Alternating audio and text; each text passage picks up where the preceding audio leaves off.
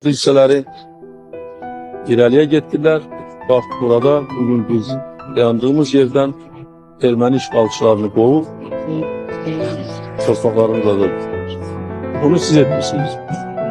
Buna görə də sizə və bütün sizin briqadanın şəxsi heyətini, bütün burada vuruşan əskərlərə, zabitlərə, hamısına minnətdarlığımı bildiriyorum. Bu döyüşlərdə, qanlı döyüşlərdə Azərbaycan torpaqlarını müdafiə edərək Azərbaycan əskərləri, zabitləri, Azərbaycan evlatları həlak olublar, şəhid olublar. Bugün sizin qarşınızda çıxış edərək mən bir daha bəyan edirəm ki, şəhidlərin ruhu qarşısında baş əyirəm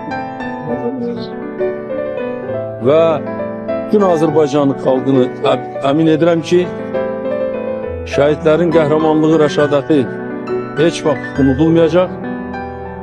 Onların Azərbaycan xalqı qarşısında xidmətləri bizim qəlbimizdə daimi yaşayacaq.